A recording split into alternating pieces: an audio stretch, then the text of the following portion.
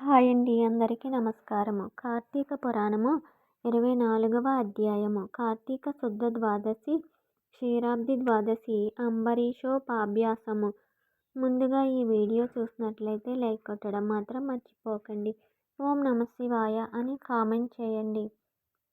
అత్రి ఇట్లు పలికెను: అగస్త్య మునీంద్ర, నీకు కార్తీక వ్రతమందును హరిభక్తి అందును ఆసక్తి ఉన్నది కాన కార్తీక మహత్యమును చెప్పెద వినుము. సావధానముగా విన్న ఎడల పాపములు నశించును. కార్తీక మాసమందు శుక్ల ద్వాదశి హరిబోధిని. ఈ ద్వాదశి సమస్త తీర్థ స్నాన ఫలమిచ్చును. అన్ని ద్వాదశులలో అధిక ఫలము ఇచ్చినది సమస్త యజ్ఞములను చేసిన ఫలమును హరిబోధినియగు ద్వాదశి ఇచ్చును. ఇదిగాక ఈ ద్వాదశి హరియందును ఏకాదశియందును భక్తినిచ్చును. కాబట్టి ద్వాదశి హరికి ప్రియమైనది. ద్వాదశి సూర్య చంద్ర గ్రహణముల కంటే అధిక పుణ్యప్రదము. ఏకాదశి కంటే 100 రెట్లు ఎక్కువది. సమస్త పుణ్యమును ఇచ్చినది. ద్వాదశి నాడు చేసిన పుణ్యము 1,000,000 రెట్లగును. ద్వాదశి పుణ్య దినము గనుక కొంచెముగా నున్నను పారణకుపయోగించవలెను గాని ద్వాదశిని విడిచి పారణ చేయకూడదు. ఇతర నియమములన్నిటినీ విడిచి ద్వాదశి స్వల్పకాలమందు పారణ చేయవలెను. కాని పుణ్యమును గోరువారు ద్వాదశిని విడువకూడదు. ఏకాదశియందు ఉపవాసమాచరించి మరునాడు ద్వాదశి కాలము అతిక్రమించక భోజనము చేయవలెను. ఉపవాసముండి మరునాడు ద్వాదశి భోజనము చేయుట పారణ అనబడును. ఈ విషయము తెలిసియే పూర్వమందు పరమ భాగవతుడైన అంబరీష మహారాజు పారణకు ద్వాదశిని విడువలేదు. ద్వాదశి ఉండగానే హరికి నివేదించి అన్నము భుజించుట పారణ అనబడును.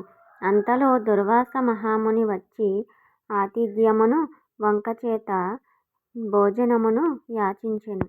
అంబరీషుడు సరేనని ద్వాదశి పారణకు దుర్వాసుని రమ్మనెను. దుర్వాసనుడు పారణకు అంగీకరించి అనుష్ఠానము కొరకు వెళ్ళెను. ఆనాడు ద్వాదశి అతి స్వల్పముగా నుండెను. దుర్వాసనుడు రాకపోయెను.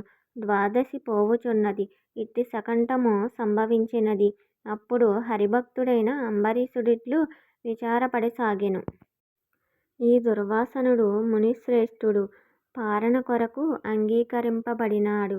ఇంతవరకు రాలేదు. ద్వాదశి అతిక్రమించి భుజించిన అధర్మమగును.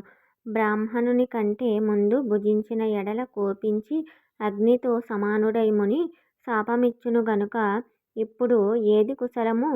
ఉపవాసమందెట్లు ఏకాదశిని విడువరాదో అట్లే పారణయందును ద్వాదశిని విడువరాదు. ద్వాదశిని విడిచిన ఎడల హరిభక్తిని విడిచిన వాడనగుదును. ఏకాదశి నాడు ఉపవాసము చేయక ఏ దోషమునకు పాత్రుడనగుదునో ద్వాదశిని విడిచిన ఎడల అట్టి దోషమే సంభవించును. ఇదిగాక ద్వాదశి పారణాతిక్రమణము 12 ఉపవాసముల ఫలమును పోగొట్టును కాన ద్వాదశిని విద్వాంసుడు విడువకూడదు. హరివాసరము పుణ్యదినముగాన విద్వాంసుడు విడువరాదు. దానిని విడిచినేని పురుషునకు పుణ్య సంచయము చేకూరదు.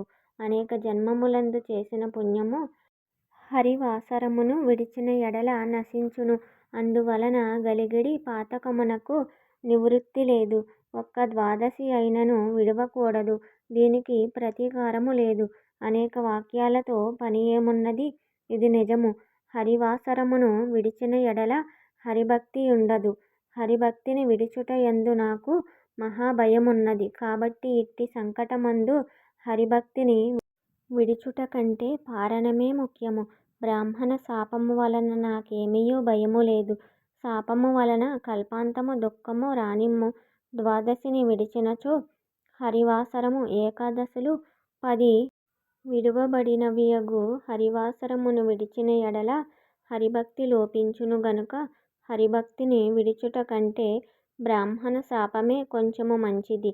కాబట్టి హరిభక్తికి లోపము తెచ్చుట కంటే బ్రాహ్మణుని కంటే ముందు భోజనము చేసి ద్వాదశి హరివాసరమును పోనివ్వక తద్వారా హరిభక్తిని నిలుపుకొనుట మంచిది. అట్లైన ఎడల హరియే కష్టాలు రాకుండా కాపాడును. అంబరీషుడు ఇట్లు మంచి మనస్సుతో నిశ్చయించుకుని వేదవేత్తలైన బ్రాహ్మణులను ఇట్లని అడిగెను. ఓ బ్రాహ్మణోత్తములారా వినుడు. దుర్వాసనుడు భోజనమునకు వచ్చెదనెను. నేనట్లంగీకరించితిని. ఇప్పటికీ రాలేదు. ద్వాదశి పోవుచున్నది గనుక బ్రాహ్మణుని కంటే పూర్వము భోజనము చేసినందున బ్రాహ్మణాతిక్రమణము ద్వాదశిలో పారణ చేయకపోతే ద్వాదశ్యతిక్రమణము కలుగును గనుక మీరు బలాబలములను విచారించి రెండింటిలోనూ ఏది యుక్తమో చెప్పుడు అని అడిగెను. ఆ మాట విని ఆ బ్రాహ్మణులు ధర్మబుద్ధితో ద్వాదశి యొక్కయు అతిథిగా వచ్చిన బ్రాహ్మణుని యొక్కయు గౌరవలాఘవములను విచారించి ఇట్లనిరి. బ్రాహ్మణులు ఇట్లు పలికిరి. సమస్త భూతములయందును అగ్నిరూపుడైన ఈశ్వరుడే భక్ష్య భోజ్య చోప్యలేహ్య రూపమైన అన్నమును భుజించుచున్నాడు. ప్రాణవాయువు వలన జఠరాగ్ని ప్రజ్వలితమగుచుండగా జంతువులకు అన్నమను గోరెడి ఆకలి గలుగుచుండెను. ప్రాణవాయువు చేత కొట్టబడిన జఠరాగ్ని సంతాపమును చేయుటకే క్షుత్పి పాశలనబడును. కాబట్టి ప్రాణసహితముగా అగ్ని సర్వసురపూజితుడగుచున్నాడు. కాబట్టి సర్వభూతములందున్న అగ్నిని నిత్యము పూజించవలెను. కాబట్టి తన ఇంటికి వచ్చిన శూద్రుని గాని చండాలుని గాని విడిచి భుజించరాదు. సాక్షాత్ ప్రథమ వర్ణమైన బ్రాహ్మణుని విడిచి భుజించరాదని చెప్పవలసినదేమున్నది? గృహస్థుడు స్వయముగా అతిథిని భుజించరాదని చెప్పవలసినదేమున్నది? గృహస్థుడు స్వయముగా అతిథిని పిలిచి అతిథి కంటే ముందుగా తాను భుజించిన ఎడల బ్రాహ్మణావమానమగును. బ్రాహ్మణావమానము చేత ఆయువు, ఐశ్వర్యము, కీర్తి, ధర్మము ఇవన్నీయును నశించును. ఇది ఏమి అది ఏమి మనస్సులో ఉండే కోరికయు అనగా సంకల్పితమంతయు నశించును. బ్రాహ్మణులందరూ స్వర్గమందుండెడి దేవతలే అని చెప్పబడుదురు. దేవతలను తిరస్కరించుట చేత అంతయు నశించును. జాతి మాత్రము చేతనే బ్రాహ్మణులు దేవతలతో సమానులు. ఈ దుర్వాసనుడు తపోవంతుడు. ఇతని విషయమందు చెప్పునది ఏమున్నది? ఓ రాజా, ఈ బ్రాహ్మణుడు కోపము చేయకపోయినను బ్రాహ్మణుని కంటే ముందు భుజించకూడదు. ఈ బ్రాహ్మణునకును ద్వాదశి పారణకు వచ్చెదనని చెప్పి సమయానికి రాకుండుట అన్యాయమైయున్నది.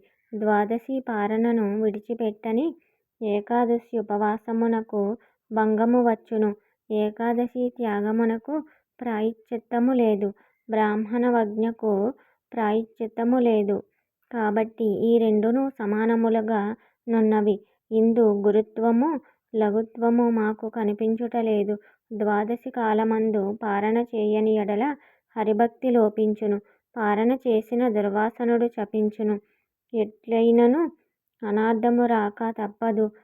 అదియు కొద్దిది కాదు, గొప్ప కీడు కలుగును. బ్రాహ్మణులందరూ శాస్త్రములను ఇట్లు న్యాయముగా విచారించి యథార్థమును ఆలోచించి రాజుతో ఇట్లనిరి. కార్తీక పురాణము 24వ అధ్యాయము సమాప్తము. ఈ వీడియో మీకు నచ్చినట్లయితే లైక్ చేసి, షేర్ చేసి, సబ్స్క్రైబ్ చేసుకోండి. ఓం నమః శివాయ అని కామెంట్ చేయండి. మళ్ళీ 25వ అధ్యాయములో కలుద్దాము. అంతవరకు సెలవు. ఓం నమః శివాయ.